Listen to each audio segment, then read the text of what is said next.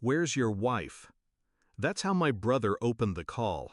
I glanced at the wall clock. 8:42 p.m.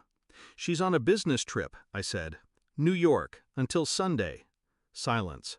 Then came his voice, flat, careful. "She's at my hotel, Adam, in Hawaii, room 509. She's not alone." I didn't breathe. He added, "She's using your ATM card." It took me a full minute to speak. I wasn't shocked, not really, just quiet. "Keep an eye on them," I said, "and don't let her know you called." We met at a summer barbecue 11 years ago. She wore red, laughed too loud, kissed me before we exchanged names. I thought I found fire. We got married 6 months later. She liked fast things, cars, decisions, people. She said I was her anchor. But eventually, she started drifting. Anchors don't matter when someone wants to float. The signs came slow. Business trips got longer. She started hiding her phone under her pillow. Bank statements stopped making sense. Once I smelled cologne on her coat, a scent I didn't wear. I didn't say anything. I watched. I listened. And now I knew. My brother, Daniel, runs a resort on the Big Island. We haven't been close in years, but blood's blood. He texted me the name of the guest she checked in with, Jason Klein. I checked her calendar. She had an investor meeting listed, of course. I didn't rage. I didn't cry. I opened my laptop. First, I froze the joint accounts. Left enough for food and cab fare, just enough to sting. Next, I called Daniel. "I need her distracted. Can you upgrade her room? To the presidential suite?" "Exactly. Give her champagne. Tell her it's on the house." He caught on. "You're going to trap her?" I smiled. "No, I'm going to expose her." I booked a last-minute flight, landed in Kona just after sunrise, rented a car, drove straight to the resort. Room 509 overlooked the ocean. I didn't knock. I had Daniel unlock the suite's private surveillance system, hidden cameras, audio, everything streamed to my phone. She was wearing a silk robe I bought her for our anniversary.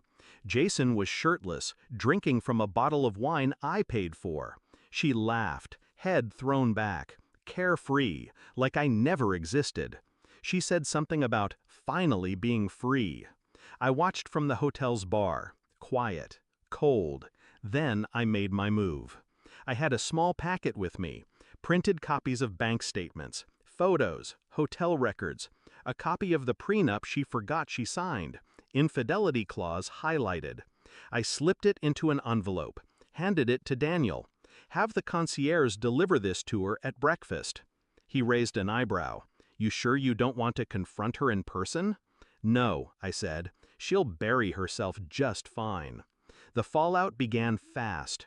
8:17 a.m. She opened the envelope. 8:20 a.m. Jason started yelling. 8:25 a.m. He left the room, slamming doors. And at 8:32 a.m., my phone rang. I didn't answer. She called again. And again. 54 missed calls. Texts flooded in. "I can explain. Please pick up. It's not what it looks like." Then came the rage. "How dare you freeze my accounts? I'm stranded. This is abuse." She should have read the fine print. I walked into the hotel lobby at noon, calm, composed. She was there, disheveled, pale, alone. She ran to me. "Adam." I held up a hand. No words, just a look. She stopped, just like that. I walked past her, sat at the outdoor cafe. She followed. "I made a mistake," she whispered. "He meant nothing." I nodded slowly. "You know what's funny?" I said. "You were always worried I'd leave you for someone else. But I stayed, even when you didn't." Tears welled. Real or not, didn't matter anymore. "You ruined everything," she whispered. "No," I said. "I ended it. There's a difference." I stood. "Checkout is at 11 tomorrow. Try not to steal the towels." Back home, I filed the divorce. With the prenup violation, she gets nothing. No house, no spousal support, just her own mess. The lawyer said, "She'll fight this." I smiled. Let her. I already won. Now I sleep soundly, alone but at peace. The air feels lighter. I didn't yell, I didn't beg, I just let the truth do the talking. She chose a beach fling over a life we built. She tried to lie, to take, to run. But I had one thing she didn't: control. She hasn't called since the court ruling. Last I heard, Jason blocked her too. Figures. You play with fire, you end up alone on a beach with nothing but regrets, and a canceled card. As for me, I built back quietly, smarter, stronger. She had the sun, but I had the storm, and I brought it with silence.